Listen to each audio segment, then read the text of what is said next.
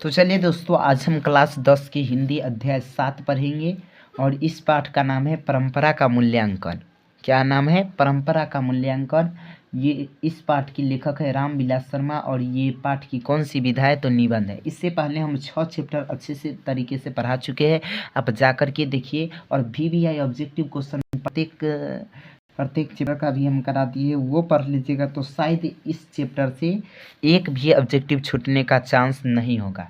ठीक है, तो चलिए बिना समय लॉस किए हुए पढ़ते हैं। देखिए लिखा हुआ है लेखक परिचय, यानी रामविलास शर्मा जी के बारे में जानने का प्रयास करते हैं। तो देखिए लिखा हुआ है रामविलास शर्मा का जन्म उन्नाव उत्तर प्रदेश के एक छोटे से गांव उच्च गांव सानी में 10 अक्टूबर 1912 ईस्वी में हुआ था। यहाँ से क्वेश्चन बनता है, बतलाइए रामविलास शर्मा का जन्म किस गांव में हुआ था? तो आपको बतलाना है ऊंची गांव सानी।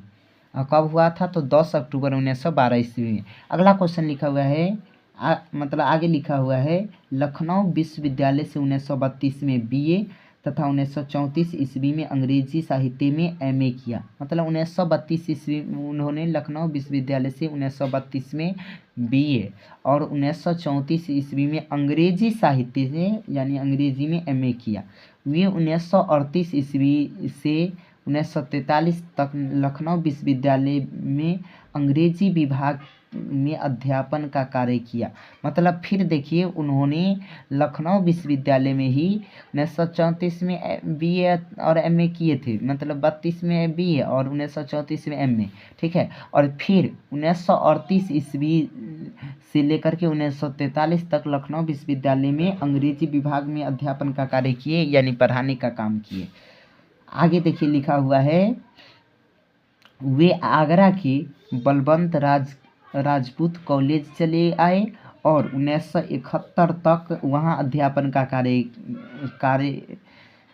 अध्यापन करते रहे। यानी फिर यहाँ से चले आए और यहाँ से आने के बाद 1971 तक आगरा के बलवंत राजपूत कॉलेज में 1971 तक अध्यापन का कार्य किया, यानी पढ़ाते रहे। और फिर KM हिंदी संस्थान के निर्देशक बने, यानी KM हिंदी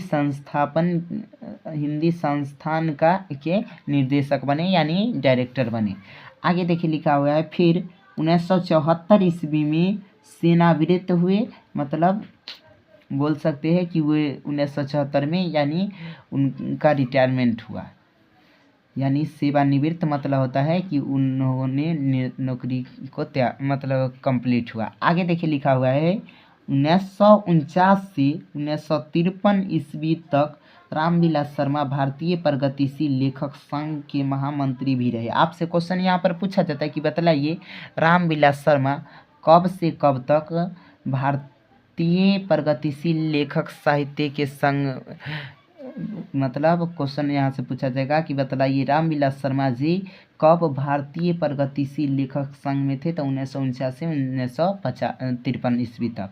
ठीक है, इसके महामंत्री रहे। आगे लिखा हुआ है अंततः 30 मई 2000 ईस्वी को दिल्ली में उनका निधन हुआ। यानी क्वेश्चन पूछा जाएगा कि बतलाइए रामविलास शर्मा जी का निधन कब हुआ? तो बतलाना है 30 मई 2000 ईस्वी को।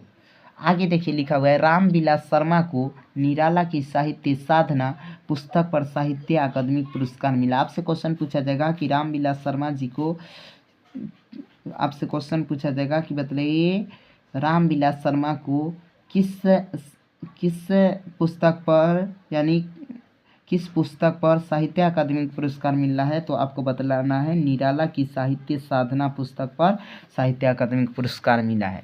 आगे देखिए उनकी प्रमुख रचना है, तो उनकी प्रमुख रचना है भारतेंदु हरिश्चंद्र, बड़े भाई, भारत की भाषा समस्या। यहाँ से क्वेश्चन पूछा जाता है बड़े भाई किनकी रचना है? तो आपको बतलाना है रामविलास शर्मा का। या क्वेश्चन पूछा जाएगा भारतेंदु हरिश्चंद्र किनकी रचना है? तो आपको बतलाना है रामविलास शर्मा का। या क्वेश्चन पूछा जा सकता है भारत की भाषा समस्या किनकी रचना है? तो भी बतलाना है आपको रामविलास शर्मा जी का। ठीक है, तो चलिए लेखक परिचय कंप्लीट हुआ।